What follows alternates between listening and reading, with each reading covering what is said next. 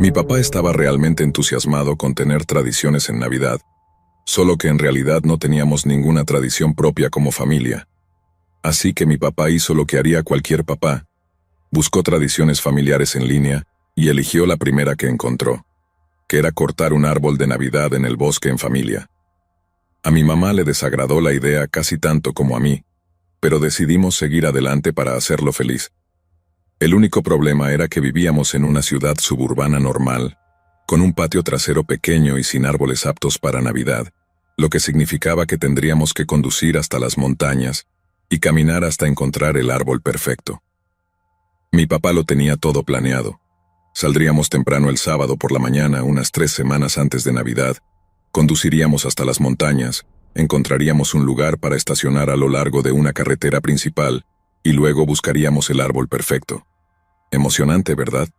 Pues no. El viaje tomó más tiempo del esperado, ya que la carretera hacia las montañas es también la que los esquiadores y snowboarders toman para llegar a la estación de esquí.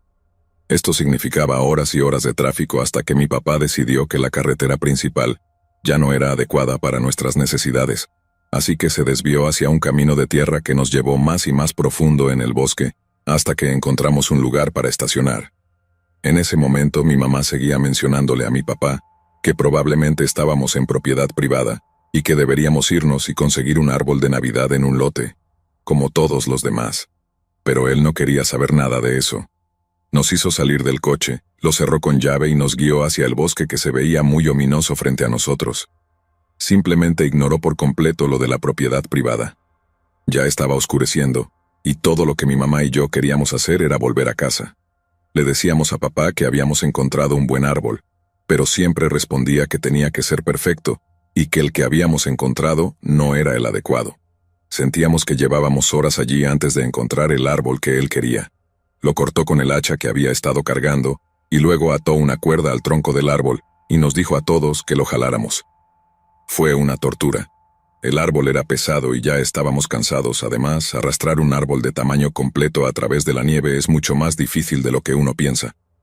Había una parte empinada del sendero que hacía la vida aún más difícil con este estúpido árbol arrastrándose detrás de nosotros. Seguía pensando que ese día no podía empeorar. Debo haberme echado la sal o algo, porque empeoró y muy rápido. Después de que el árbol se atascara en un arbusto y todos nos agacháramos para liberarlo, escuchamos un fuerte estruendo y el sonido de una bala golpeando el árbol junto a la cabeza de mi padre. Fue como nada para lo que alguna vez podría haberme preparado. La corteza explotó, y todos dimos un salto hacia atrás. Más balas comenzaron a volar a nuestro alrededor, casi golpeándome. Mi papá me agarró a mí y a mi madre por los abrigos, y nos arrastró detrás de una roca cercana, y nos dijo que nos quedáramos quietos. Mi mamá se aferraba a su estómago. Sabía que algo andaba mal. Miré a mi papá y capté su atención justo lo suficiente como para decirle que mamá necesitaba ayuda. Corrió a su lado y le preguntó qué pasaba. Ella quitó su mano de su estómago y debajo había un charco de sangre que se acumulaba en su abrigo. El amor de mi padre por mi madre, su esposa, estoy segura de que es la única razón por la que todos salimos vivos de allí. Se quitó su abrigo y rasgó su camisa en una tira de tela lo suficientemente larga como para envolverla alrededor de la cintura de mi mamá y cubrir la herida.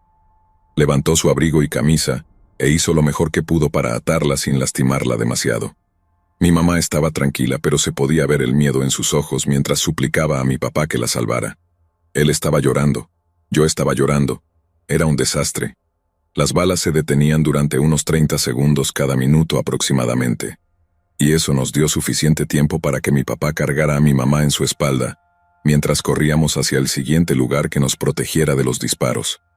Todavía estábamos a aproximadamente 1,5 kilómetros del coche y tanto papá como yo pensábamos que mamá no lo lograría. La señal de celular era horrible en la montaña y seguí intentando, sin importar qué. Mi papá seguía gritando que éramos humanos, no ciervos, y que dejaran de disparar, pero nunca lo hicieron. La luz del día desapareció y quedamos en total oscuridad, demasiado asustados para encender una linterna. No queríamos revelar nuestra ubicación a quien fuera que intentaba matarnos. La luna iluminaba entre los árboles lo suficiente como para que pudiéramos distinguir el camino de regreso.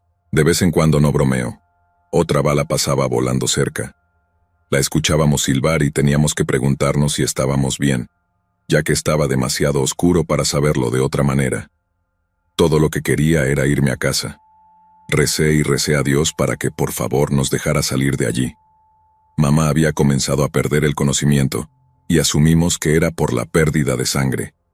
Papá estaba haciendo su mejor esfuerzo para cuidarme y llevar a mamá a un lugar seguro, pero nuestra esperanza se desvanecía rápidamente. Finalmente lo vimos. No el camino del que habíamos venido, sino la carretera principal.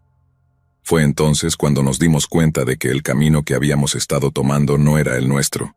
Era el de la persona que estaba allí con nosotros. Miramos alrededor, paranoicos de que quien fuera estuviera vigilándonos, pero en cuanto salimos del bosque y nos pusimos junto a la carretera, al lado de los coches, nos sentimos a salvo. Mi papá hizo señas a una minivan que pasaba y afortunadamente se detuvo. Nos subimos todos y condujeron lo más rápido que pudieron al hospital más cercano en la montaña. Condujeron por el arcén de la carretera cuando el tráfico se puso demasiado pesado. Llegamos allí y mamá fue llevada inmediatamente al quirófano. Entró directamente en cirugía de emergencia, y mi papá y yo fuimos revisados por lesiones. Salí con rasguños y moretones menores, pero mi papá había sido disparado en el muslo, y ni siquiera se había dado cuenta.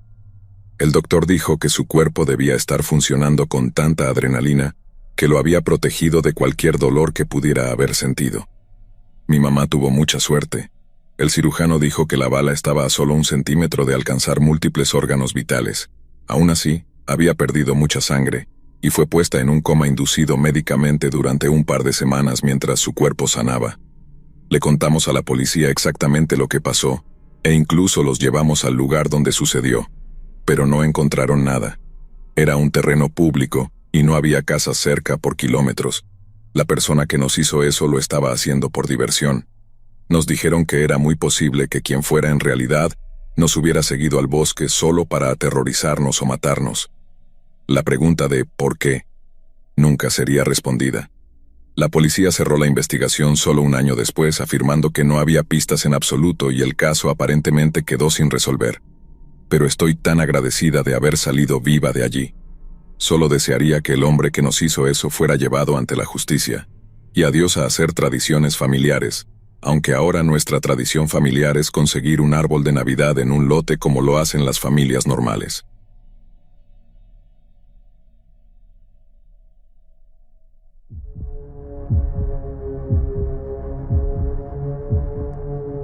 Supongo que hacer las compras navideñas sola en un centro comercial lleno no es la idea más inteligente del mundo, pero tenía que hacerlo.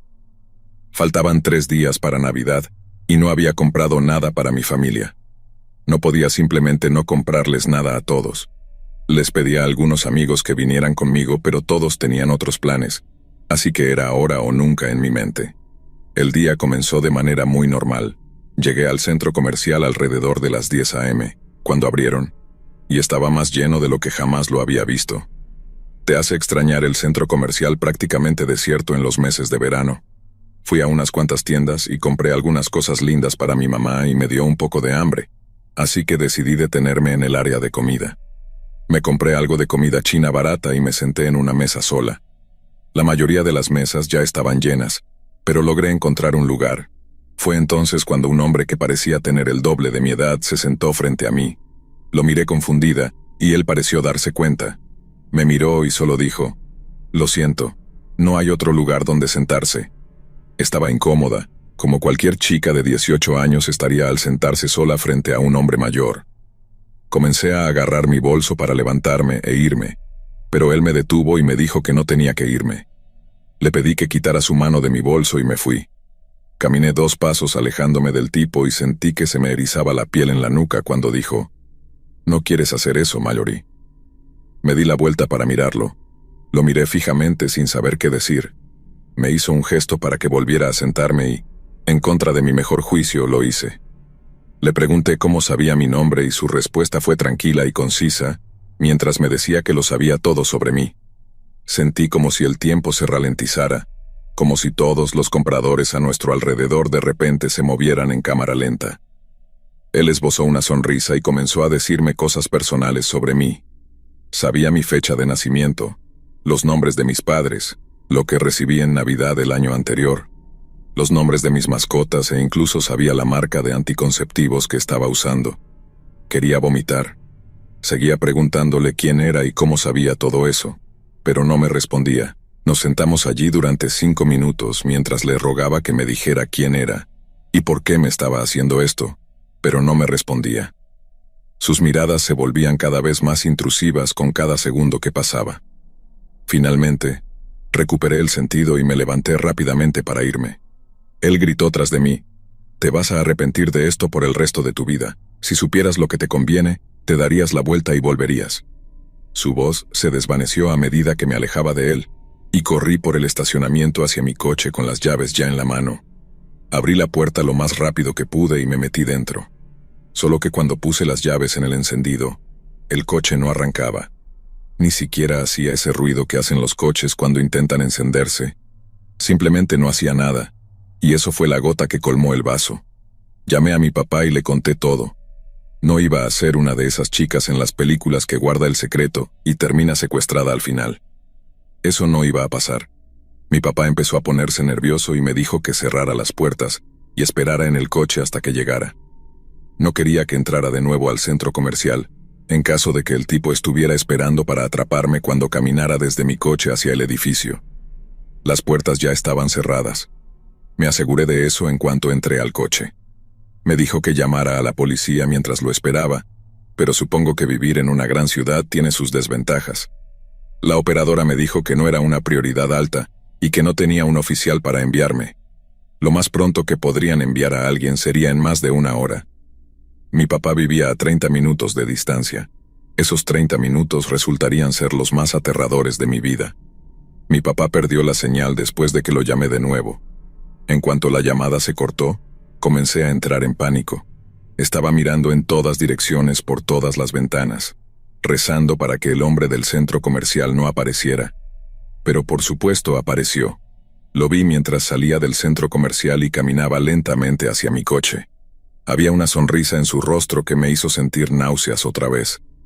Me arrastré hacia el asiento trasero y me senté en el medio para tener una mejor vista de 360 grados fuera del coche. El hombre estaba parado justo fuera de la puerta cuando comenzó a decirme cómo me amaba desde que, como él lo llamó, era solo una niña. Dijo que me vio jugando al fútbol en el parque con mis amigos y que supo que tenía que tenerme. También me dijo que había intentado llevarme muchas veces antes, pero siempre estaba con otras personas, nunca sola, y era demasiado arriesgado. Dijo que le gustaba más cuando era más joven, pero que aún me deseaba ahora, que me quería sin importar qué. Dijo que iba a llevarme y luego nos escaparíamos juntos, nos casaríamos e incluso dijo que no podía esperar a verme llevar a sus hijos. Yo estaba llorando a mares en ese momento. Solo quería que esta pesadilla terminara, y entonces sacó un cuchillo. Me reí mentalmente porque me pregunté cuál era su plan con el cuchillo, ya que no podía entrar al coche. Envolvió su puño con algún tipo de tela y comenzó a golpear la ventana sin descanso, tratando de romper el vidrio, pero gracias a Dios, no se movía. Se frustraba cada vez más cada vez que fallaba al romper la ventana, pero extrañamente, no se daba por vencido. Podía ver la sangre empapando la tela, poniéndose más roja y más roja con cada golpe. Yo estaba gritando, pero a nadie parecía importarle. Había personas caminando y viendo lo que estaba sucediendo, y no hicieron nada. A plena luz del día, mi fe en la humanidad estuvo a punto de romperse ese día. Cuando finalmente se dio cuenta de que no iba a poder romper el cristal, comenzó a pedirme simplemente que saliera del coche. Seguía diciéndome que me amaba y que no me haría daño, que solo debía salir y vivir la vida que estábamos destinados a vivir juntos. Era una pesadilla. Por supuesto no iba a abrir la puerta e irme con él. Me preguntaba si realmente estaba tan delirante como para pensar que lo haría. Los minutos pasaban lentamente. Comencé a preguntarme si mi papá llegaría alguna vez, si alguien vendría a salvarme de ese hombre que claramente había estado acechándome durante lo que parecía ser años, y mi mente comenzó a acelerarse. Empecé a pensar en lo que haría si lograba entrar en el coche. Mi papá siempre me decía que si alguna vez me encontraba en un lugar público y alguien me amenazaba con un arma o un cuchillo, que corriera y gritara porque tenía más probabilidades de sobrevivir si lo hacía, que si entraba en el coche con la persona que me amenazaba. Y ese era mi plan. Si entraba en el coche, correría y gritaría porque mi vida dependía de ello. El hombre dejó de hablar, y en cambio, solo caminaba alrededor de mi coche una y otra vez. Podía ver lo que estaba pensando, solo que no sabía en qué pensaba.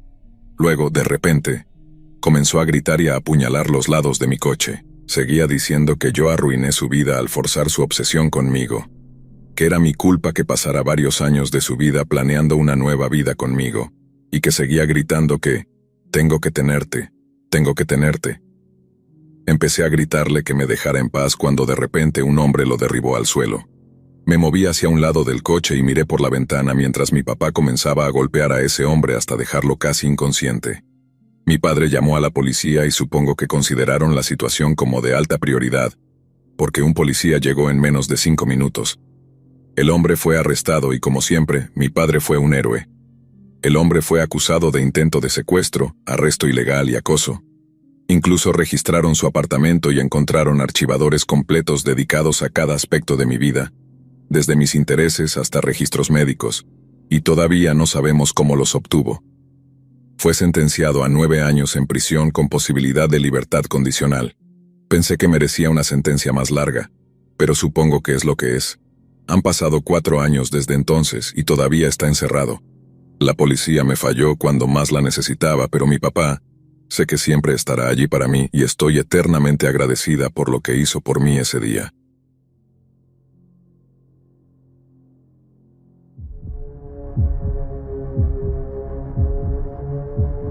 Era la primera vez que preparaba la cena de Navidad para la familia. Mi mamá siempre lo hacía, y si no era ella, mi hermana asumía la responsabilidad, pero realmente quería intentarlo y ser la anfitriona de la Navidad yo misma. A mi mamá no le gustó la idea porque vivía sola en una casa relativamente pequeña, y no estaba segura de que todos cupieran, pero insistí. Pasé días decorando la casa y recopilando recetas para la cena perfecta. Quería que mi mamá estuviera orgullosa de mí por una vez. Desde que me mudé lejos de ella parece que piensa que arruiné mi vida o algo así. La noche antes de Navidad, preparé la comida y decidí cocinar algunas cosas para que estuvieran listas para el día siguiente, solo para meterlas al horno. Estaba poniendo los macarrones en el horno cuando perdí el equilibrio e hice lo que todos temen. Me caí de cara en el horno y grité cuando mi cara se quemó contra la rejilla de metal. Me costó toda mi fuerza sacarme de allí, pero en el proceso, me quemé las palmas de las manos tan gravemente que la piel que solía estar allí se desprendió por completo. Estaba gritando y gimiendo de dolor, y entonces, ocurrió lo peor que podía haber pasado en ese momento. Se fue la luz. Eso puede no parecer un gran problema para la mayoría de las personas, pero para alguien que vive a kilómetros de la casa más cercana y a veces no tiene señal de celular, era un problema enorme. Quería llorar, pero tenía que tratar de mantener la compostura. Tenía 2 opciones. Podía salir e intentar conducir a través de la nieve profunda y arriesgarme a quedarme atrapada. O podía esperar a que mi familia me encontrara. Cuanto más pensaba en esperar, más dolorosas se volvían las quemaduras, y más me daba cuenta de que esperar realmente no era una opción. Me envolví las manos con las toallas más limpias que pude encontrar, y déjenme decirles que fue la experiencia más dolorosa de mi vida. Apliqué un poco de gasa estéril que tenía sobre las heridas de mi cara. Me puse ropa limpia, y luego agarré mi chaqueta y llaves antes de salir. Encendí el coche y el aire caliente comenzó a soplar en mi cara, creando la sensación de ardor más horrible en la piel expuesta que aún asomaba a través de las vendas. Apagué el aire y bajé las ventanas. El aire frío era lo único que me daba algo de alivio. Mi coche luchaba por retroceder en la nieve para que pudiera dar la vuelta y comenzar el viaje al hospital, que estaba a 30 minutos de distancia. No podía soportar el dolor de colocar mis manos heridas en el volante, así que usé la parte superior de mis muslos para dirigir lo mejor que pude. Mi cuerpo funcionaba solo por pura adrenalina porque, aunque el dolor era extremadamente intenso, también sabía que no era todo el dolor que debería estar sintiendo después de lo que pasó. Mi coche resbaló al intentar atravesar la nieve, pero no había manera de avanzar. Me desvié hacia el costado del camino, y allí se quedó el coche hasta que alguien pudiera sacarlo. Estaba atrapada. Empecé a gritar de nuevo no solo por el dolor, sino por pura desesperación y frustración. Solo necesitaba ayuda. Necesitaba que alguien me ayudara. De nuevo no podía esperar en el coche y sabía que había una casa a unos 400 metros más abajo en el camino. Así que salí del coche y comencé a caminar lo más rápido que pude por la nieve. Empecé a perder fuerzas cuando estaba a solo unos metros de la puerta, pero caí lo suficientemente cerca como para golpear. Una niña de unos 10 años abrió la puerta y, en lugar de llamar a sus padres, solo gritó y cerró la puerta en mi cara. Recuerdo que las lágrimas comenzaron a caer de mis ojos cuando la esperanza de recibir ayuda disminuía. Afortunadamente, solo unos 30 segundos después, un hombre que supongo era su padre, vino a la puerta. Me preguntó qué pasaba, pero antes de que pudiera decir algo, mi visión se nubló y me desmayé.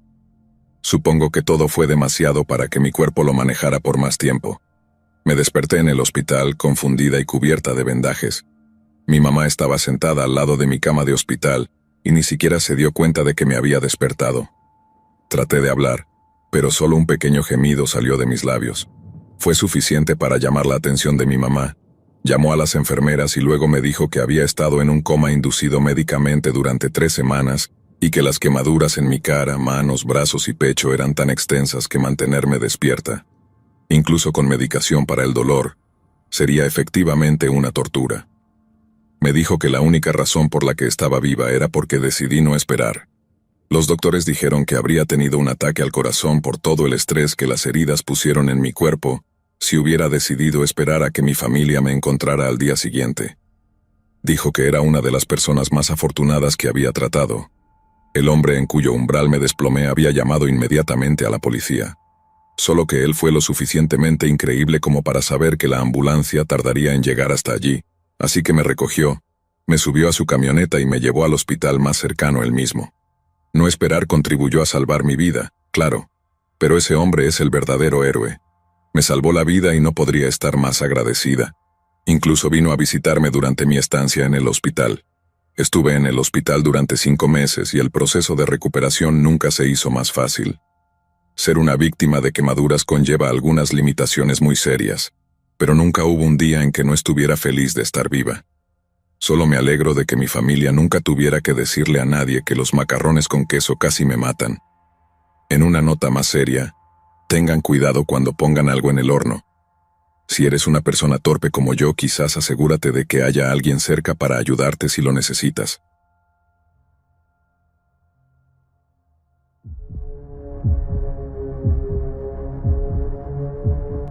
Tener a un hombre misterioso dejándote regalos en la puerta de tu casa en vísperas de Navidad podría parecer lindo y romántico, pero no fue el caso. No fue lindo ni romántico. Fue aterrador y traumático. Y todo comenzó el 1 de diciembre. Ahora, para dar contexto, soy una mujer de 20 años y vivo sola. Me mudé de la casa de mis padres abusivos en cuanto cumplí 18 años y no he mirado atrás desde entonces. Así que ver un regalo sin mención de quién lo enviaba en la puerta de mi casa ya era bastante aterrador de por sí. Llegué a casa después del trabajo alrededor de las 6 de la tarde, y allí estaba, esperándome. Era una caja envuelta cuidadosamente en papel de regalo navideño con un gran lazo rojo en la parte superior. Encima había una nota adhesiva que decía, «Para Emily, de tu admirador secreto». Ahora no me habría asustado tanto si hubiera sido enviado por correo, pero no había etiqueta de envío, ni franqueo ni nada. Eso solo hacía evidente que quien lo había dejado sabía dónde vivía, y decidió dejarlo personalmente en lugar de enviarlo por correo. No me gustó nada eso, y todos los que me conocían sabrían que no me gustaría algo así dejado para mí sin avisarme antes. Llevé el paquete adentro con toda la intención de simplemente tirarlo a la basura, pero entonces escuché un ruido extraño. Sonaba como un gato maullando, pero no un gato adulto. Ya sabes cómo suena un gatito diferente. Bueno, definitivamente era un gatito. Rasgué el papel lo más rápido que pude y abrí la caja completamente sellada. Y dentro estaba él, el gatito más lindo que había visto en mi vida. Pero lo único que podía sentir era ira, preocupación y confusión. Ira porque, ¿quién haría algo así con un pobre gatito inocente? Y preocupación porque no sabía cuánto tiempo llevaba el gatito allí, ni si estaba sano para empezar. Confundida, lo llevé de inmediato al veterinario de emergencias y recibió toda la ayuda que necesitaba. Me enviaron a casa con antibióticos orales para darle todas las noches, y eso fue todo. Sabía que lo iba a mantener. y en el camino a casa decidí llamarlo Boxy. Aparqué el coche en el camino de entrada y me dirigí a la puerta. Me detuve en seco cuando vi un papel pegado a la puerta principal que decía: «Espero que te guste el gatito, mi amor. Algún día será nuestro gatito». ¡Qué asco! Eso fue totalmente espeluznante. Tomé una foto de la nota y la quité, y lo primero que hice al entrar fue asegurarme de que todas mis puertas y ventanas estuvieran cerradas. Afortunadamente ya lo estaban, pero tenía que comprobarlo. La mañana siguiente transcurrió como siempre, solo que ahora supongo que tenía un gatito. Me desperté una hora antes para comprar algunas cosas para Boxy, todas las necesidades, y luego me fui al trabajo. Fue un día bastante bueno en el trabajo. Casi había olvidado los eventos del día anterior, pero eso no duraría mucho. Suspiré cuando subí los escalones de la entrada de mi casa y vi otro regalo esperándome. La nota adhesiva esta vez decía: «Prepárate, habrá uno cada día hasta Navidad». Nuevamente tomé una foto antes de tocarlo y luego lo llevé adentro. No iba a tirarlo sin más en caso de que hubiera otra criatura viva dentro. Claramente esta persona era capaz de cualquier cosa. Pero no había ningún animal. En su lugar era un conjunto de lencería con una nota que decía: «No puedo esperar para verte con esto. ¡Qué asco!».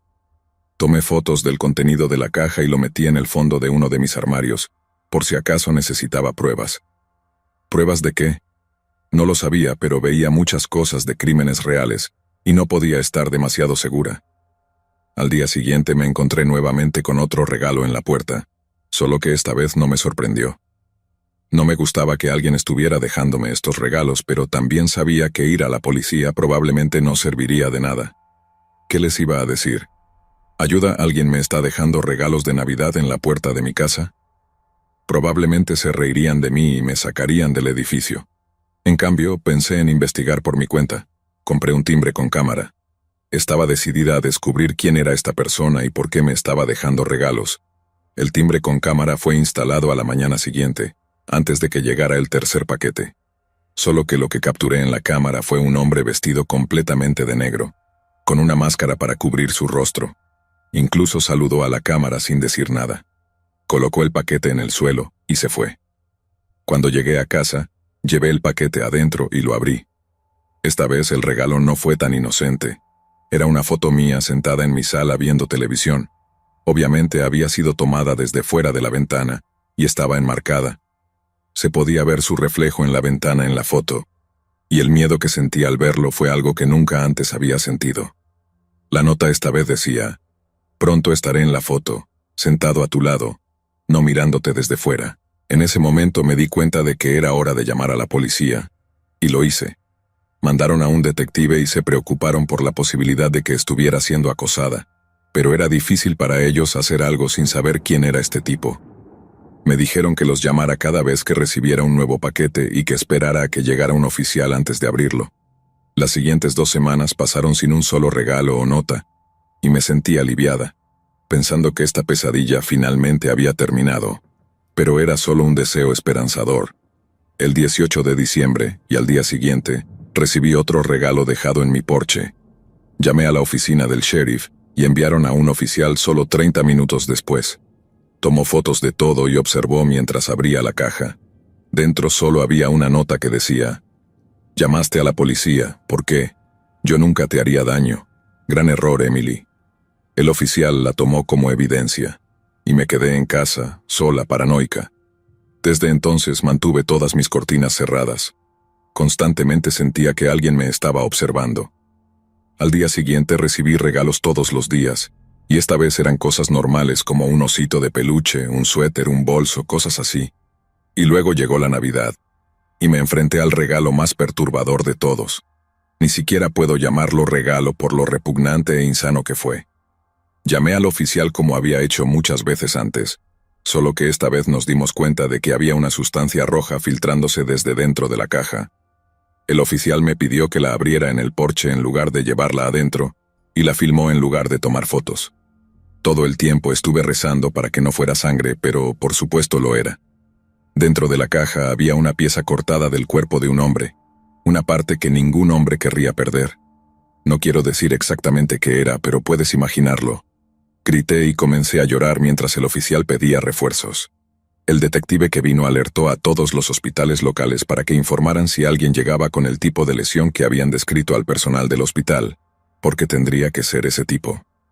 Y tal como predijeron, un hombre con una lesión autoinfligida, exactamente como la descrita, llegó al hospital pidiendo atención médica. Fue arrestado y llevado para cirugía, y cuando despertó al día siguiente le dijo a los detectives que nunca había querido asustarme, que era un gesto de su amor eterno. Fue acusado, pero fue considerado no apto para el juicio por razones de insanía, obviamente. Supongo que realmente no sabía que lo que estaba haciendo estaba mal. Admitió que me había elegido al azar cuando me vio salir de mi oficina y pensó que era bonita. Fue de lejos la peor Navidad de mi vida, pero el mejor regalo de Navidad fue saber que lo pondrían en una institución mental por al menos los próximos 6 años. Él necesitaba ayuda, y yo necesitaba saber que me dejaría en paz.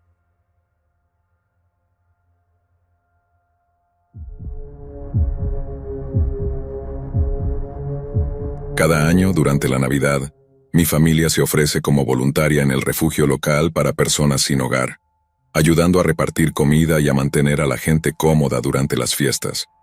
Puede ser un momento especialmente difícil para ellos, y tratamos de hacer que sea lo mejor posible. Sin embargo, un año, cuando tenía solo 16 años, las cosas se pusieron un poco raras y muy aterradoras. Por fin tenía la edad suficiente para no tener que ser supervisada por uno de mis padres, y estaba emocionada. Me encantaba ayudar. Mis padres no tenían mucho tiempo para ser voluntarios durante la semana debido al trabajo, pero yo estaba de vacaciones de invierno, y decidí que ser voluntaria un poco más sería una gran manera de pasar mi tiempo. Ahora un poco sobre el refugio para personas sin hogar en el que nos ofrecíamos como voluntarios.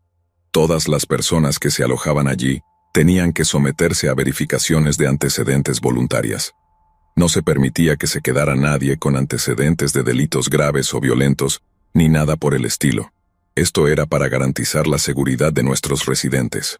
De vez en cuando, algunas personas con ese tipo de antecedentes se colaban y teníamos un problema, pero siempre se resolvía rápidamente. Nunca nadie resultó gravemente herido ni nada de eso en esos casos. Bueno, aproximadamente una semana antes de Navidad, estaba ayudando en la cocina cuando un hombre entró y pidió comida. Era uno de los residentes que se quedaban con nosotros por unos días, así que no conocía las reglas aún. Le informé que no se le permitía estar donde se preparaba la comida y que la cena se servía a las 7.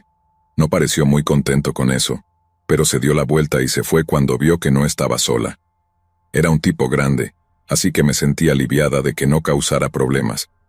Si hubiera querido, con su tamaño podría haber hecho un gran daño. En ese momento no tenía idea de que tenía antecedentes que involucraban violencia, drogas y una reputación por tener problemas de ira extrema. Nadie en el refugio les dice a los menores cosas como esa. Al día siguiente llegué y estaba decorando el árbol de Navidad en el salón principal, cuando el mismo hombre se acercó a mí y me preguntó si podía ayudar. Le dije que sí, y fue genial tenerlo allí para poner adornos en las partes más altas del árbol. Mientras estaba colocando algunos adornos, se inclinó y me susurró al oído: ¿Tú crees que puedes decirme qué hacer? Yo hago las reglas, tú las sigues. ¿Entendido, mujer? Me asqueó sentir su aliento en mi oído y en el lado de mi cara, y rápidamente hice tanto espacio entre nosotros como pude. Dejé de hacer lo que estaba haciendo y fui a hablar con mi superior para contarle lo que había pasado. Todo lo que dijo fue que hablaría con él sobre eso más tarde. Más tarde ese día, le pregunté qué había pasado y me dijo que él lo negó, y que, como no podía probarlo de ninguna manera, lo dejaría quedarse. Estaba furiosa. Era obvio que no era una buena persona, definitivamente no el tipo de persona que normalmente dejábamos quedarse allí. Pero yo era una voluntaria y no podía hacer nada más que evitarlo. Así que eso hice. Cada vez que lo veía simplemente lo evitaba y seguía con mis cosas. Solo que él activamente me buscaba para acosarme. Durante los días siguientes me seguía a las habitaciones e incluso se exponía y se reía. Finalmente, al cuarto día, lo grabé haciéndolo y le mostré el video a la mujer que no me había creído antes. Estaba horrorizada y se disculpó una y otra vez, rogándome que continuara como voluntaria después de que le dije que no volvería. Lo expulsó, y me fui a casa sin intención alguna de regresar. Solo que no esperaba que me siguiera a casa ese día, ni cada día después. Todavía vivía con mis padres, Y mi papá siempre ha sido muy pro segunda enmienda, si sabes a lo que me refiero. Nos estábamos preparando para sentarnos a cenar en Navidad cuando hubo un golpe en la puerta. Mi papá se acercó a la puerta, y sin abrirla preguntó quién era. La persona al otro lado dijo que era mi novio, y que lo había invitado a cenar. Mi papá me miró y se dio cuenta de que estaba mintiendo cuando vio la expresión de total confusión en mi cara. Miró por la mirilla, y me hizo una señal silenciosa para que mirara también. Cuando vi quién estaba al otro lado de la puerta, inmediatamente sentí que la piel se me erizaba. Era el hombre que me había estado acosando en el refugio para personas sin hogar. Le susurré a mi papá. Es él. Eso fue suficiente para que mi papá se pusiera totalmente serio. Fue a su habitación, sacó su pistola de la caja fuerte, volvió al salón, y le habló al hombre a través de la puerta, diciéndole que se fuera. El hombre dijo que no se iría hasta que yo saliera o él entrara. Mi papá le dijo que no iba a entrar y le indicó a mi madre que llamara a la policía. Ella marcó el 911 y fue al baño a hacer la llamada. Estábamos preocupados de que si escuchaba que estábamos llamando a la policía, las cosas se intensificarían más de lo que ya lo estaban. La policía estaba a 10 minutos de distancia, y rápidamente nos dimos cuenta de que no teníamos tanto tiempo. El hombre comenzó a empujar y golpear su cuerpo contra la puerta principal, sin éxito. Gritaba para que saliera, pero por supuesto eso no iba a pasar. Después de que la puerta comenzó a debilitarse, mi papá advirtió al hombre que tenía un arma y que la usaría si entraba en la casa. Esto no detuvo al hombre en absoluto, pero me hizo sentir mucho más segura sabiendo que mi papá estaba allí para protegerme. Finalmente la puerta de madera cedió y el hombre entró. Se dirigió inmediatamente hacia mí, viéndome y haciendo contacto visual, pero antes de que pudiera dar 2 pasos, mi papá le disparó en la pierna y cayó al suelo retorciéndose. Mi papá fue lo suficientemente misericordioso como para dejar vivir al hombre, algo que sabía que probablemente le costó decidir cuando vio a un hombre adulto dirigirse hacia su hija de 16 años. De hecho, me dijo que consideró matarlo pero cambió de opinión en el último segundo porque no sentía que fuera correcto quitarle la vida a un hombre en Navidad. Suena extraño, lo sé, pero él es como es y no puedo cambiar eso. Afortunadamente, la policía llegó solo unos minutos después y lo arrestaron, llevándolo al hospital. Después de que todo el caos finalmente se calmó, este hombre fue acusado de intento de asesinato y acoso, y debido a la regla de la tercera oportunidad en el estado, fue sentenciado a cadena perpetua. Me alegré de que lo sentenciaran a cadena perpetua, no solo por lo que me hizo, sino por las cosas que sabía que era capaz de hacerle a otras personas. Estoy feliz de que nadie tenga que experimentar la violencia de ese hombre nunca más, y estoy tan agradecida por mi padre.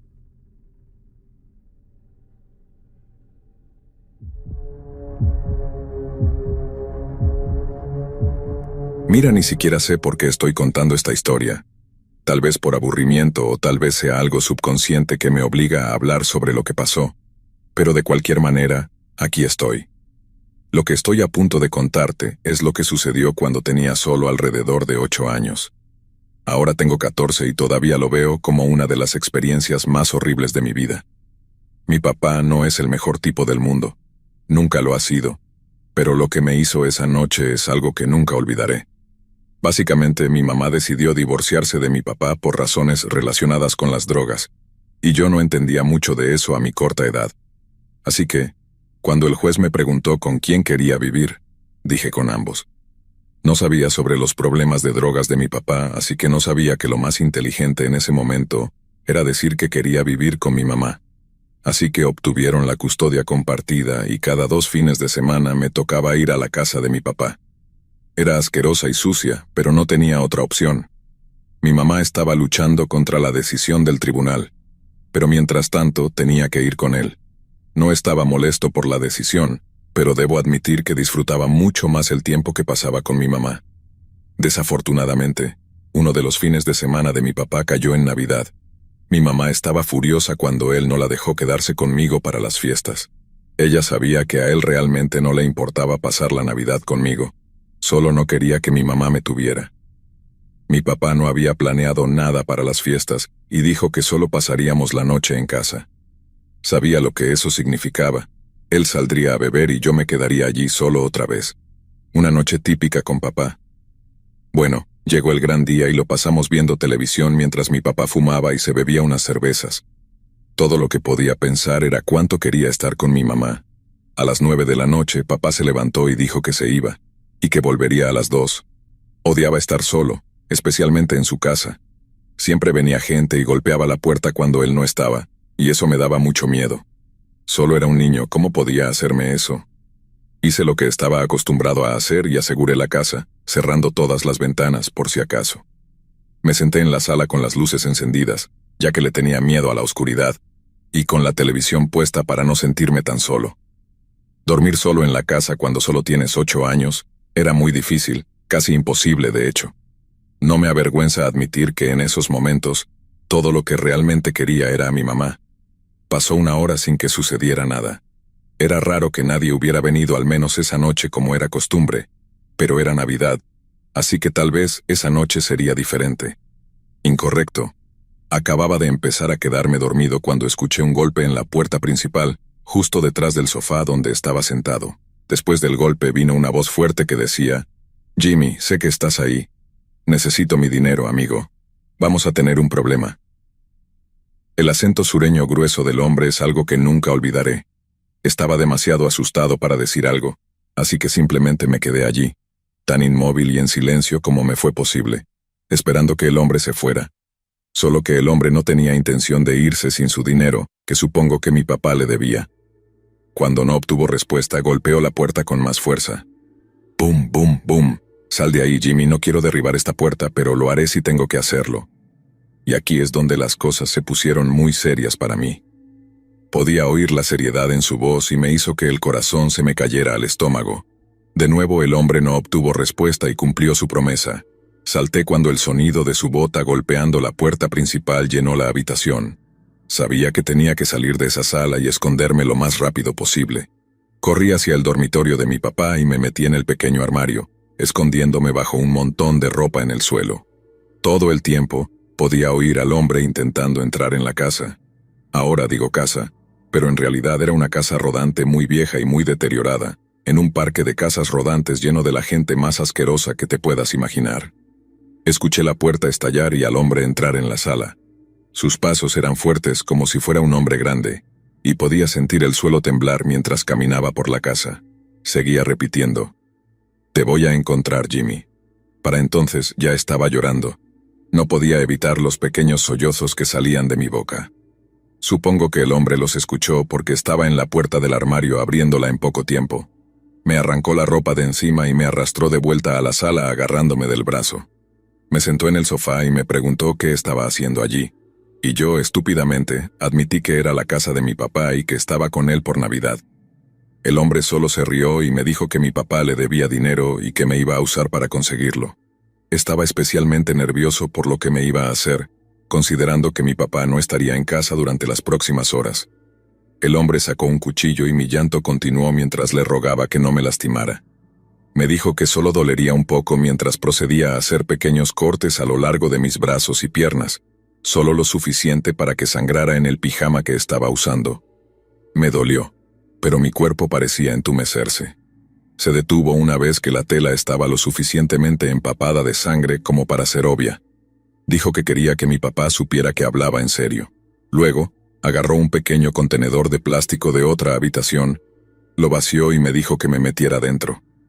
Hice lo que me dijo y me acomodé en el contenedor lo mejor que pude antes de que cerrara la tapa, atrapándome en una posición en la que no podía estirar los brazos o las piernas. Entré en pánico y seguí en pánico durante lo que parecieron horas. Estaba tan sudado que el contenedor estaba lleno de condensación. Pensé que iba a morir allí. Seguía llorando para que mi mamá viniera a salvarme, pero sentía que nadie lo haría. Finalmente, después de estar en el contenedor durante más de una hora, mi papá llegó a casa, borracho, por supuesto. Fue entonces cuando el hombre se levantó y puso la punta de su cuchillo sobre la tapa del contenedor, directamente sobre mi cabeza.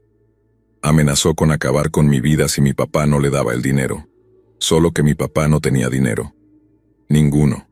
Así que hizo algo que nunca imaginé que se rebajaría a hacer. Me ofreció a mí como pago. Afortunadamente, el hombre no me quiso y en su lugar, golpeó a mi padre hasta dejarlo irreconocible e inconsciente en el suelo. El hombre se fue después de saquear el lugar y, de hecho, me dejó en el contenedor. Dios debe haber estado cuidándome porque mi mamá apareció con la policía solo 10 minutos después de que el hombre se había ido. Supongo que los vecinos de mi papá escucharon el ruido y llamaron a la policía. La policía ya tenía un expediente sobre mi papá y llamó a mi mamá en caso de que yo estuviera allí. Mi mamá abrió el contenedor mientras lloraba, abrazando mi pequeño cuerpo indefenso. Llevaron a mi papá al hospital por sus heridas, que sorprendentemente no eran mortales. Y resultó que mi papá estaba vendiendo drogas y le debía mucho dinero al hombre. Ninguna de mis heridas físicas fue grave, pero los problemas mentales que surgieron de esa noche siguen siendo debilitantes. Mi mamá obtuvo la custodia total de mí y no he visto a mi padre desde entonces. El hombre que me hizo eso todavía no ha sido atrapado, y mi papá dijo que no recuerda quién era. Fue acusado de negligencia infantil y peligro, y pasó 3 años en prisión. La Navidad es un día difícil de celebrar, pero lo intento por mi mamá. Estoy agradecido de tener a un padre que se preocupa tanto como ella. Nunca se rindió, y si no fuera por ella, estoy seguro de que habría muerto en ese contenedor.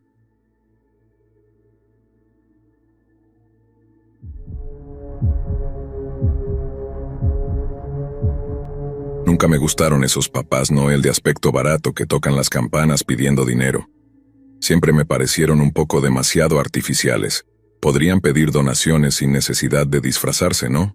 ¿No confunde eso a los niños cuando ven a 5 papás Noel en 2 cuadras? Era Navidad de 2011, y también sería el primer año que pasaría las fiestas sola. Acababa de romper con mi novio de 5 años, y no quería gastar dinero en volar a mi ciudad natal para pasar el día con mi familia. Así que sola en Navidad era lo que me tocaba. Planeé hacerme una pequeña cena con pollo, pero me di cuenta de que había olvidado algunos ingredientes.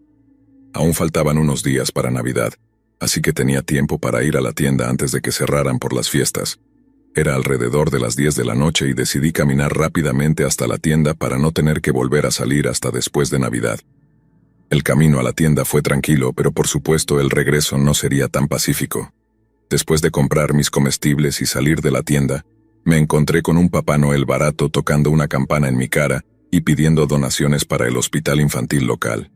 No llevaba efectivo ni monedas conmigo y se lo dije amablemente, pero él no aceptó un no por respuesta. Se paró en la acera y me dijo que era para los niños y que no debía ser egoísta en Navidad.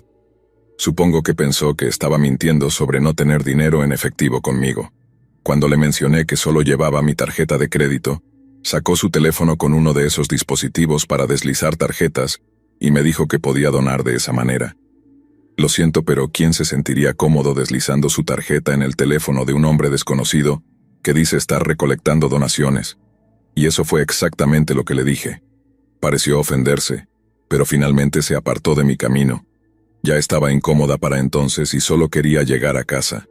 Llegué al final de la cuadra y por pura curiosidad, decidí mirar hacia atrás. Tenía la sensación de que él estaba mirándome, solo que no solo me estaba mirando. Había levantado sus cubos de cambio y los sostenía en una mano mientras se paraba en mi dirección, mirándome directamente. El semáforo cambió y era mi turno de cruzar la calle, así que me apresuré a través de la intersección. Miré hacia atrás después de cruzar y vi que el tipo de Papá Noel ahora caminaba en mi dirección. Sentí mi corazón latir más rápido mientras comenzaba a entrar en pánico, preguntándome si realmente me estaba siguiendo. Mis sospechas se confirmaron cuando lo vi presionar el botón para cruzar la calle. Tenía una pequeña sonrisa en su rostro cuando se dio cuenta de que yo sabía lo que estaba haciendo. Parecía encontrar divertido el hecho de que yo estuviera asustada. Aceleré el paso y caminé rápidamente hasta el final de la siguiente cuadra, hasta que tuve que esperar para cruzar la calle de nuevo. El verdadero horror se apoderó de mí cuando el tipo de Papá Noel se acercaba cada vez más. Finalmente, fue el momento de cruzar, y esta vez no me dio vergüenza alguna salir corriendo por la acera. Miré hacia atrás después de un rato, y solté un pequeño grito al darme cuenta de que ahora estaba corriendo hacia mí también. Se estaba riendo mientras yo gritaba y todo lo que quería era estar encerrada a salvo en mi apartamento. No soy la persona más en forma, y definitivamente no lo era en ese entonces. Así que todo ese correr me estaba dejando completamente sin aliento y agotada. Sabía que no había manera de que pudiera correr todo el camino de regreso a mi edificio de apartamentos sin que él me alcanzara. y realmente no quería saber qué planeaba hacer cuando finalmente me alcanzara. Así que decidí girar rápidamente hacia una cafetería en la esquina de la calle y esperar a que el tipo de Papá Noel se aburriera y se fuera a casa. Me senté en un asiento junto a la ventana y miré hacia afuera para ver si él todavía me estaba siguiendo.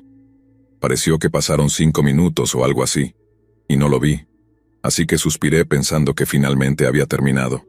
Incluso me reí un poco de toda la situación, de lo ridículo que era. Un Papá Noel persiguiéndome por la calle debía de parecer bastante gracioso para alguien más. Excepto que no había terminado, y mi risa cesó cuando miré por la ventana de nuevo y ahí estaba, mirándome desde el otro lado de la calle. Cambié de asiento para estar más hacia el centro de la cafetería, con la esperanza de quedar fuera de su vista.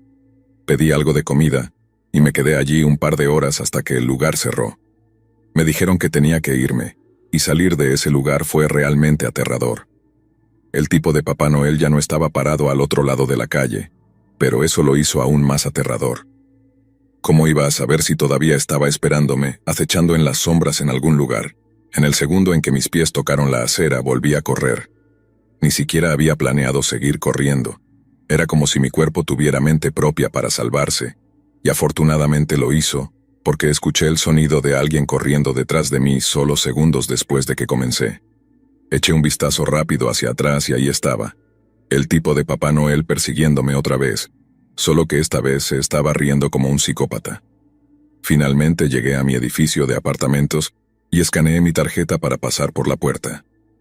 La cerré rápidamente detrás de mí, y la satisfacción de que el tipo de Papá Noel no pudiera empujar la puerta para abrirla fue realmente gratificante. Subí lentamente las escaleras, totalmente agotada, cuando escuché el zumbido de la puerta al abrirse. Miré hacia abajo y vi al tipo de Papá Noel abrir la puerta, detenerse al pie de las escaleras y decir: «Alguien siempre espera a alguien». Luego se lanzó hacia las primeras escaleras y continuó la persecución. Yo ya estaba unas cuantas plantas por encima de él, pero él era rápido. Llegué a mi piso solo unos 10 segundos antes que él, pero logré entrar en mi apartamento y cerrar la puerta con llave antes de que pudiera alcanzarme. Golpeó la puerta y me dijo que eso no habría sucedido si simplemente hubiera donado algo de dinero para los niños, y que yo era la persona horrible en la situación. Seguía diciendo: «Eso te enseñará, ahora siempre donarás». Y tenía razón. Desde entonces siempre dono a los Papás Noel con campanas todos los años. Nunca sé si él es uno de los hombres detrás de la máscara esperando a que lo rechace solo para perseguirme otra vez. No me arriesgaré. Ahora llamé a la policía, pero dijeron que sin una descripción más allá de Papá Noel, realmente no podían hacer nada al respecto. Consideré mudarme, simplemente irme de esa área, pero en su lugar hice un esfuerzo por no salir mucho durante la Navidad. Nunca quiero volver a cruzarme con ese Papá Noel jamás.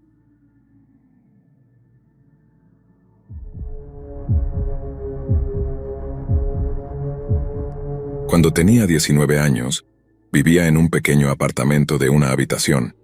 Trabajaba en una oficina de bienes raíces y había hecho amistad con un par de mis compañeros de trabajo.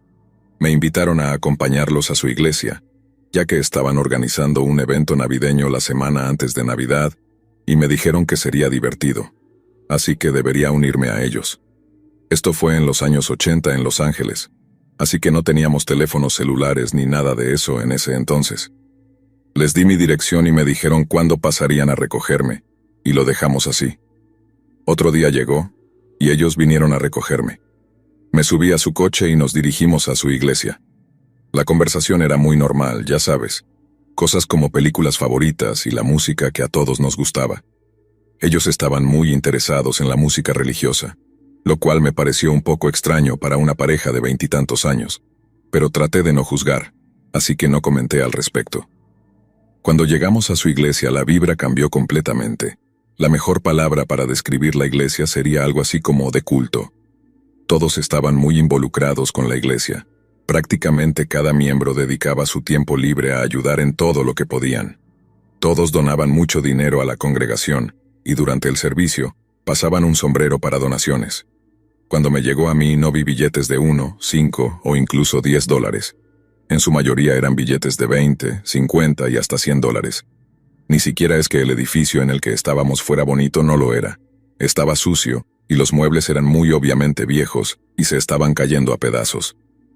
Todos vestían bien, pero lo único que pensaba todo el tiempo era, ¿por qué con todo el dinero que reciben no estaban renovando el lugar o invirtiendo en muebles mejores? Todo era muy sospechoso. Todos en el servicio se presentaron ante mí, lo cual no fue terriblemente cómodo, pero lo soporté. Parecían lo suficientemente amables. Seguían preguntándome cosas como, «Entonces te veremos a partir de ahora, ¿verdad?». Mentí diciendo que volvería, aunque ya había decidido que eso no iba a suceder. Quería salir de ese lugar desde el segundo en que puse un pie dentro. Quiero dejar claro que no estoy tratando de ofender a nadie con lo que estoy diciendo. Yo mismo soy cristiano. Es solo que estas personas estaban en un nivel completamente diferente al que yo planeaba llegar con mi fe. Siempre he sido una persona que cree que tu relación con Dios es asunto de nadie más que tuyo, y estas personas me hacían sentir como si quisieran saber todo sobre cómo me sentía con mi fe, y simplemente no me sentía cómodo hablando de eso. Después de que el servicio terminó, volví a encontrarme con mis amigos del trabajo, ya que pensé que ya estaríamos listos para irnos. Pues no, aparentemente eso no iba a ser posible por horas. Resulta que mis compañeros de trabajo, como todos los demás en la iglesia, dedicaban su tiempo libre tanto como podían, y como ambos tenían el día libre, iban a pasar todo el día en la iglesia. Y como ellos eran mi transporte y estábamos a 1 hora de mi apartamento, tenía que quedarme con ellos. Nos unimos a una sesión de estudio bíblico donde se expresaron y compartieron las opiniones más radicales y extravagantes. Yo mismo estaba haciendo muecas ante el 99% de lo que estas personas estaban diciendo. No tenía idea de que personas con esos pensamientos aún existían, y mucho menos que hablaran abiertamente sobre ellos con 50 personas en la habitación. Seguían preguntándome mi opinión, y yo seguía negándome a hablar, diciendo que era tímido en lugar de unirme. Si iba a hablar tenía 2 opciones. Podía decir la verdad y decir que pensaba que todos estaban locos, o podía fingir estar de acuerdo. Ninguna parecía inteligente, así que simplemente mantuve la boca cerrada. Todo ese segundo día fue el encuentro más incómodo de mi vida, pero la noche sería una de las más aterradoras. Finalmente, alrededor de las 7 de la tarde, estaba en casa. Mi apartamento podría haber sido pequeño, pero wow, qué alegría fue estar de vuelta. Ahora déjame explicar el diseño para que entiendas mejor lo que estoy a punto de contarte. Mi apartamento tenía un pequeño garaje, pero no estaba conectado. Es decir, estaba directamente debajo de mi apartamento, pero no se podía acceder a mi apartamento a través del garaje. Espero que eso tenga sentido. Las escaleras que llevaban a mi puerta principal pasaban justo al lado de la ventana de mi dormitorio. Entonces, cuando subías las escaleras, mi ventana del dormitorio estaba a la altura del hombro, más o menos. Bien, ahora que tienes eso en mente, puedo contarte lo que sucedió. Me dejaron en casa alrededor de las 7 de la tarde y estaba cansado, pero no exhausto. Me puse el pijama y me lancé sobre un montón de almohadas en el sofá de la pequeña pero acogedora sala de estar, que traté de hacer lo más cómoda posible. Encendí la televisión y me senté allí pacíficamente durante la siguiente hora más o menos, hasta que escuché el sonido de un coche que se detenía afuera del apartamento. Nada raro, mucha gente vivía allí, así que seguí viendo lo que fuera que estuviera en la tele. Trataba de sacar el pensamiento de mi cabeza, pero me di cuenta de que nunca escuché una puerta cerrarse.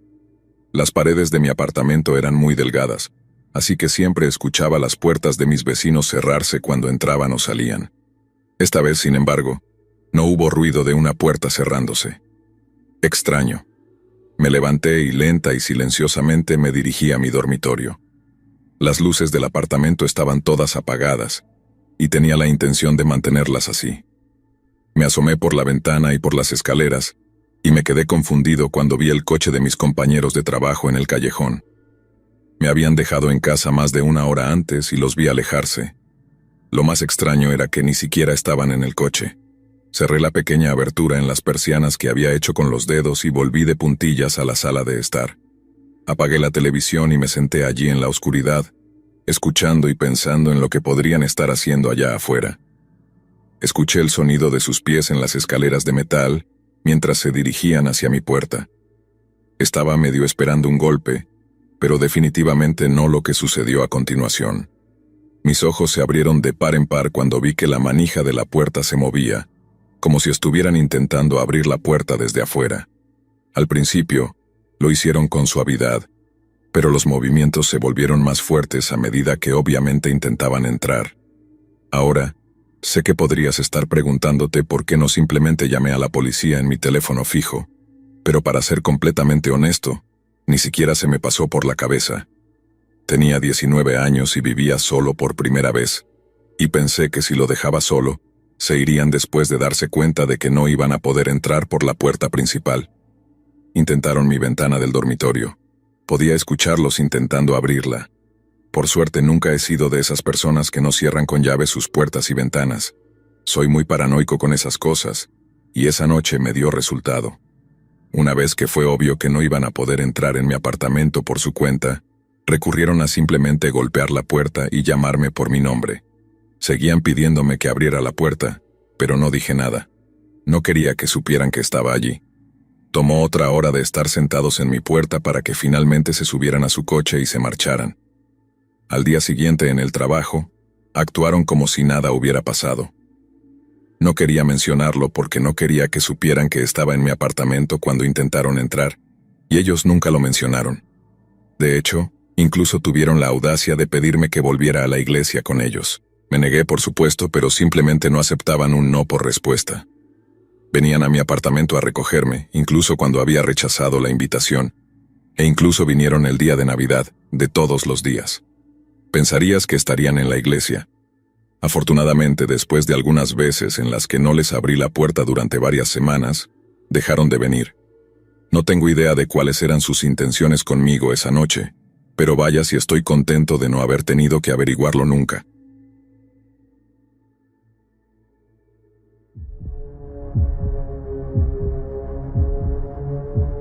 Mi nombre es Gerardo, y la historia que estoy a punto de contarles es la razón por la que paso las Navidades solo, año tras año. Cada vez que llega diciembre, la gente me pregunta por qué no celebro las fiestas con mi familia, por qué no viajo para reunirme con seres queridos como hacen tantos otros. Siempre invento alguna excusa, algo simple y rápido que cierre la conversación, porque la verdad es algo que preferiría olvidar. Pero, como todos sabemos, algunas cosas nunca se olvidan, y se convierten en fantasmas que nos atormentan, no de forma sobrenatural, sino en el interior de nuestra propia mente. Este es un recuerdo, uno aterrador, que me ha marcado para siempre. Todo comenzó unos días antes de Navidad, hace ya varios años. Estaba en medio de un viaje por carretera que había planeado con anticipación. Siempre me ha gustado conducir largas distancias, disfrutar del paisaje y perderme en mis pensamientos con la radio de fondo. Era un viaje sin prisas, con la intención de llegar a casa de mis padres, donde, como cada año, nos reuniríamos para celebrar la Navidad en familia. Mi hermano Mirko, su esposa Cecilia, y sus dos hijos, Alejandra y Luisito, también se unirían a nosotros.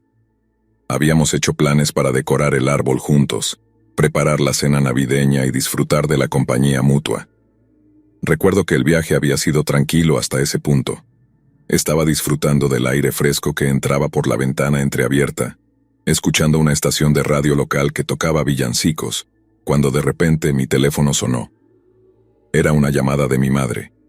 Algo en su tono de voz, un temblor apenas perceptible, me hizo apagar la radio de inmediato. «Gerardo, tienes que volver ahora mismo», dijo, su voz quebrándose. «Algo terrible ha pasado». Sentí un frío repentino recorrerme la espalda. Mi madre es una mujer fuerte, rara vez se deja llevar por el pánico. Si ella decía que algo terrible había pasado, sabía que no era una exageración. Apreté el volante con más fuerza. «¿Qué pasó?», pregunté tratando de mantener la calma. «¿Es tu hermano, Mirko?» La voz de mi madre se ahogó en un sollozo. Mirko. Nunca había tenido problemas con él. Siempre había sido un tipo tranquilo, un buen esposo y un padre dedicado. Intenté imaginar qué podría haber hecho que mi madre sonara tan angustiada, pero mi mente no podía formular ninguna posibilidad que justificara su tono. «¿Qué le pasó?», insistí. Lo que mi madre me dijo a continuación me dejó helado. «Mirko», tartamudeó. «Mirko mató a Cecilia y a los niños. El mundo se detuvo. Podía escuchar el latido de mi corazón en mis oídos, como un tambor implacable que se negaba a detenerse. Mis manos empezaron a temblar y por un momento sentí que no podía respirar. No, no puede ser. Fue todo lo que pude decir. Mi madre seguía hablando, pero sus palabras se mezclaban en mi cabeza, incapaces de penetrar la niebla de incredulidad que me envolvía. Finalmente logré centrarme en una sola pregunta, la única que parecía importar en ese momento. ¿Dónde está Mirko? Mi madre vaciló antes de responder. Está en la estación de policía. Lo arrestaron esta mañana. Gerardo, tienes que venir. No sé qué hacer. Sin decir más, colgué el teléfono. No sé cuánto tiempo pasé parado en el arcén, con las manos apretadas contra el volante, tratando de procesar lo que acababa de escuchar. La idea de que mi hermano, el mismo hombre con el que había compartido tantas navidades, tantas risas y tantos recuerdos, hubiera hecho algo tan monstruoso era inconcebible. Pero sabía que no tenía más remedio que enfrentarme a la realidad, por difícil que fuera. El viaje de regreso a casa fue un borrón. No recuerdo haber prestado atención a la carretera, a los paisajes que pasaban, ni a las luces de los vehículos que me rodeaban. Solo tenía una misión: llegar a casa, llegar a mi familia, entender qué había sucedido realmente. Cada kilómetro que recorría me acercaba a una verdad que no quería conocer, pero de la que no podía escapar. Finalmente llegué al pequeño pueblo donde habíamos crecido, donde aún vivían mis padres. Era un lugar tranquilo, de esos en los que la gente se conoce de toda la vida, donde no pasaba mucho, y cuando pasaba, todo el mundo lo sabía. Pero esta vez, la noticia que se había extendido por el pueblo no era una más. Era la peor posible. Cuando llegué a casa, mi madre me esperaba en la puerta, con el rostro pálido y los ojos hinchados por el llanto. Me abrazó tan fuerte que casi me dejó sin aliento, pero no dije nada. La verdad es que yo también necesitaba ese abrazo. No puedo creerlo, fue lo único que dije cuando finalmente me soltó. Nadie puede, respondió ella con una voz rota. Tu padre está adentro, no sé cómo vamos a superar esto. Entré en la casa y encontré a mi padre sentado en su silla, mirando fijamente al suelo. Parecía haber envejecido una década en solo un día. No dijo nada cuando me vio. Solo me dio una palmada en el hombro y me invitó a sentarme junto a él. Estuvimos allí en silencio, tratando de encontrar consuelo en la presencia del otro, pero sin éxito. La policía había estado en la casa más temprano, tratando de juntar las piezas del rompecabezas. Mi madre me contó que Mirko había sido encontrado en su casa, sentado en el sofá cubierto de sangre con la mirada perdida. No había intentado huir, ni se había resistido al arresto. Cuando los oficiales llegaron, simplemente se entregó, como si supiera que todo había terminado. Esa noche ninguno de nosotros pudo dormir. Mi madre caminaba de un lado a otro, mientras mi padre y yo permanecíamos en silencio en la sala, cada uno perdido en sus pensamientos. Finalmente, mi madre rompió el silencio. No lo entiendo, dijo con la voz quebrada. ¿Cómo pudo hacer algo así? ¿Cómo pudo matar a su propia familia? No tenía respuestas para ella. Ninguno de nosotros las tenía. Lo que había hecho Mirko era tan incomprensible, tan contrario a todo lo que habíamos conocido de él, que la realidad misma parecía desmoronarse a nuestro alrededor. A la mañana siguiente, la policía nos permitió visitar la casa de Mirko. Nos dijeron que era importante que viéramos la escena, que entendieran por qué tendrían que investigar cada rincón antes de poder entregarnos los cuerpos. No estaba seguro de querer ir, pero sabía que tenía que hacerlo, aunque solo fuera para tratar de encontrar una respuesta, alguna señal que me dijera qué había llevado a mi hermano a cometer una atrocidad tan terrible. La casa estaba rodeada de cinta amarilla, y había patrullas estacionadas a ambos lados de la calle. Los vecinos observaban desde la distancia. Sus rostros reflejaban una mezcla de miedo, curiosidad y tristeza. Entramos a la casa con la ayuda de un oficial que nos explicó lo que podíamos y no podíamos tocar. El olor a desinfectante llenaba el aire, pero no podía enmascarar del todo el rastro de la tragedia. Caminamos por la casa en silencio, y lo que vimos allí no es algo que pueda describir en detalle. Era demasiado para comprender, demasiado para aceptar. Las paredes, que antes habían sido testigos de risas, ahora estaban manchadas con lo peor del horror humano. Todo estaba impregnado de un dolor indescriptible. No había ninguna señal de lucha, ninguna señal de que alguien hubiera intentado escapar. Parecía que todo había sucedido con una frialdad escalofriante, como si Mirko hubiera tomado una decisión irreversible y lo hubiera llevado a cabo con la determinación de alguien que ya no tenía nada que perder. Vi la habitación de los niños, donde Alejandra y Luisito habían sido encontrados, y no pude evitar derrumbarme. Estos eran los mismos niños a los que había visto crecer, a los que había enseñado a andar en bicicleta, a los que había leído cuentos antes de dormir. Y ahora no quedaba nada de ellos, solo un vacío inmenso, una ausencia que nunca podría ser llenada. Regresamos a casa esa tarde, agotados física y emocionalmente. No hablábamos mucho, solo lo suficiente para intentar consolar a mi madre, que parecía estar al borde del colapso.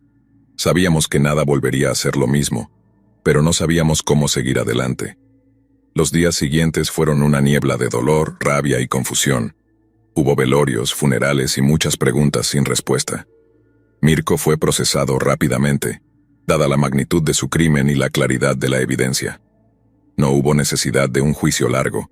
Los hechos eran claros y la confesión de mi hermano lo dejó todo al descubierto. Durante el juicio, se revelaron detalles que hicieron que el horror fuera aún más difícil de soportar. Se habló de problemas financieros, de una presión que parecía haber crecido hasta que se volvió insoportable para Mirko.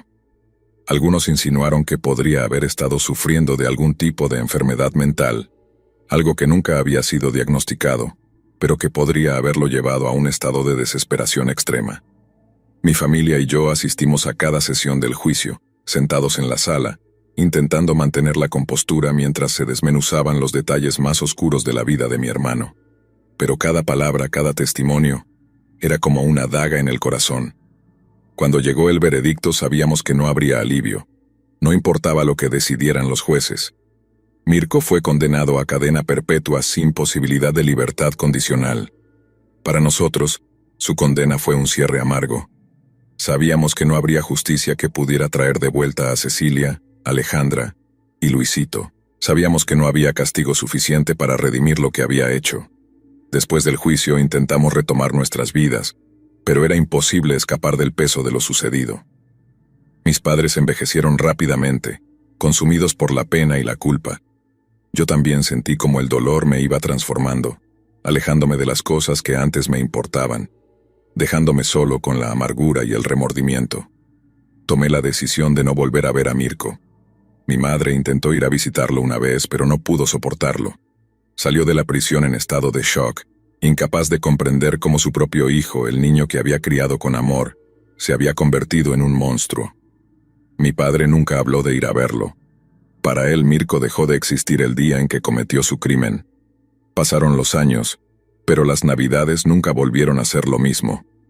La casa de mis padres, que una vez estuvo llena de risas y alegría durante las fiestas, ahora era un lugar de recuerdos dolorosos. Las luces del árbol de Navidad no brillaban con la misma calidez, y los villancicos sonaban huecos, vacíos de significado. Así que tomé la decisión de pasar las Navidades solo. Al principio fue difícil. Me sentía perdido, sin saber qué hacer con el tiempo que antes estaba lleno de celebraciones familiares. Pero con el tiempo aprendí a aceptar mi soledad, a ver las Navidades como un momento de reflexión, un tiempo para recordar a los que perdí y para enfrentar el dolor que nunca desaparecerá por completo. Nunca volví a ver a Mirko, ni siquiera después de todos estos años.